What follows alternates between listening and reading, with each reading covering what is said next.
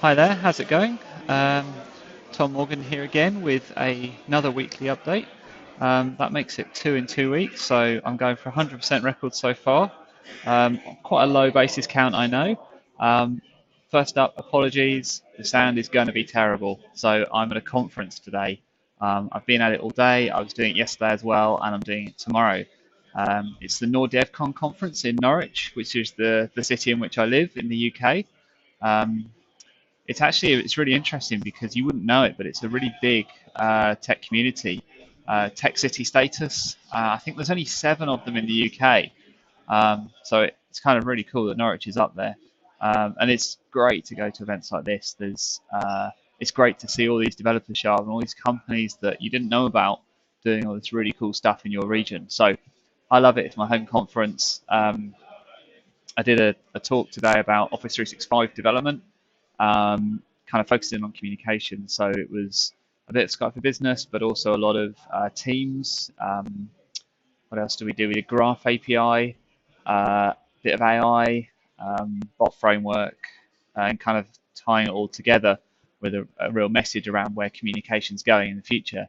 Um, I had a lot of fun putting together the content for it actually. So I think I'm going to try and see what I can do with that content and see if I can turn it into like a video or a set of blog posts or something like that. So that was really good. Yesterday, as part of the NordEvCon, I took part in a schools day, and that was really cool as well. It was great. It was all about robotics. We ended up building these self-balancing robots in hardware, and then controlling them with software. It was really interesting. Kids were really engaged. Had kind of a range of different ages, and that was really cool. Really rewarding as well. So that was great. Anyway, let's have a quick look at. There's been other stuff going on this week as well. So the first thing I'm gonna put a link in the show notes for some interactive sessions around Microsoft Teams to get your team up and running or your organization up and running with Microsoft Teams. And it's kind of interesting because it's not just a standard training event. Microsoft has started doing these, and I've seen these show up in other products as well. They're kind of 90 minutes, and they're really focused sessions. The group sizes are really small, and they start by, I think, really trying to understand the problems you face, and then looking to solve them with Microsoft tools. So I think there's a limited number. It's called Test Drive Microsoft Teams Hands-on Experience. I'll put the URL in the description so you can have a look at that if you're interested. Um, I think Teams is definitely something you kind of need to be looking at, even if you're completely all Skype for Business all the way. It's interesting to see this other stuff, see where, because it's not. I don't think it's a direct compete. I think it solves a different problem. So don't ignore it, because don't think, oh, we have Skype for Business, we don't need Teams. I don't think that's true. I think you need to understand the relative advantages and disadvantages of both of those things. So that's that. Um, the next up is some information about Cognitive Services API. So last week there was a good blog post around cognitive services. I think it was around knowledge.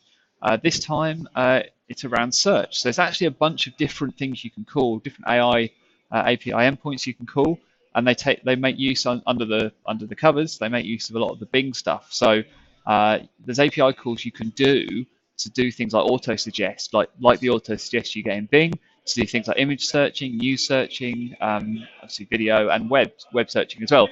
So web search as an API call you can make. So for building integrations and stuff, that might be right up your street. It might be exactly what you need. It's totally worth looking in.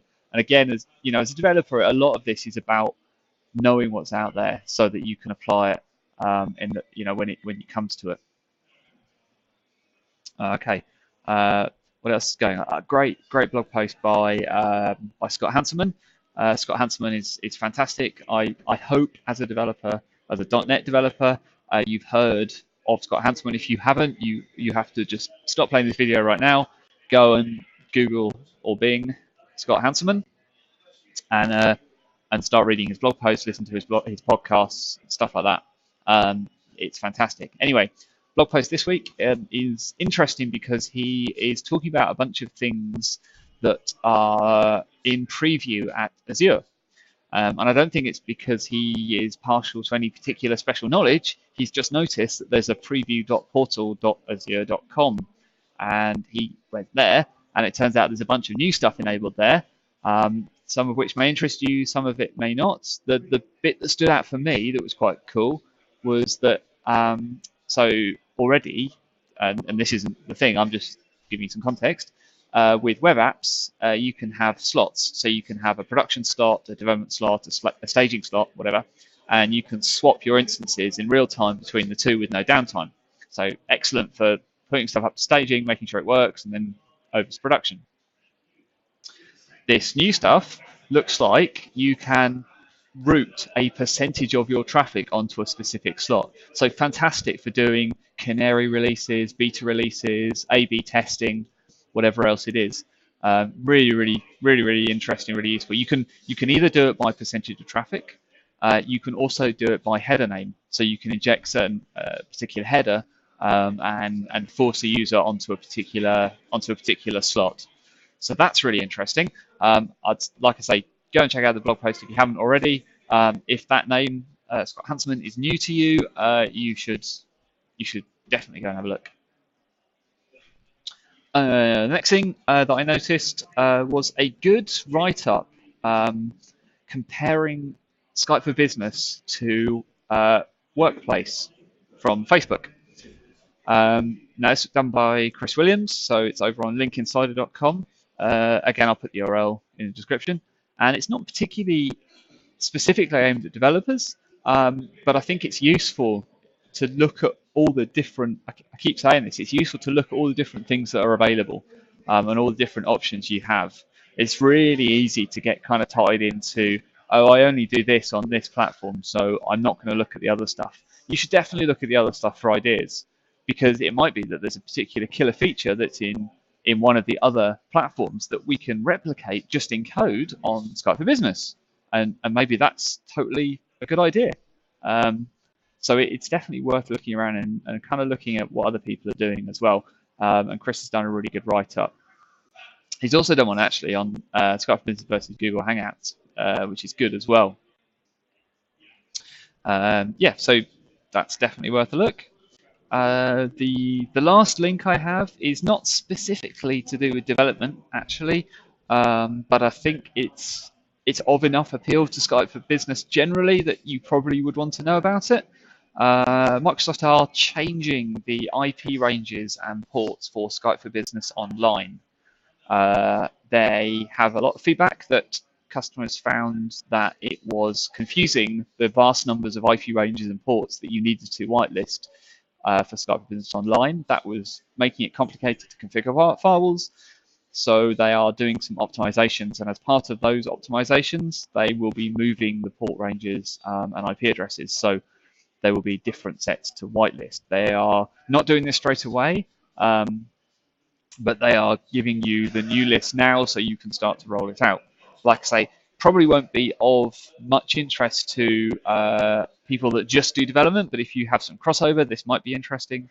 And you know, it's kind of going to be a bigger deal for more support or operations or kind of stuff like that. But it's definitely useful to know that stuff. So if stuff suddenly stops working and it ends up on your desk, at least you might be able to help a little bit and kind of know what's going on. All right, I think that kind of takes us to the things that I've noticed in the news week. The only extra thing is that there's been a bit of activity on the blogs and stuff and in the community around a new API for Skype for Business. And you may wonder why I'm not talking about it yet. I'm deliberately not talking about it yet. It's not that I haven't noticed it. I have noticed it. I'm deliberately not talking about it. There are some NDAs and stuff, which mean I can't talk about it until it's officially GA. So I want to be doubly sure with myself that has absolutely happened before I start talking about it, because in my head I'm all kind of mixed up with what I can say and what I can't say. So that's the reason. I do have a bunch of stuff I want to tell you about it, but I'm respectful of the relationship I have with Microsoft in this area. So that's the reason for the radio silence on that. Expect it to come maybe next week. Who knows? I don't know. Just to be clear, I don't. Um, I'm kind of the same boat as everyone else. Yep. So that's everything from me, I think, for this week. Have a great weekend. Have a excellent week next week, and all being well, I will talk to you again at the end of next week.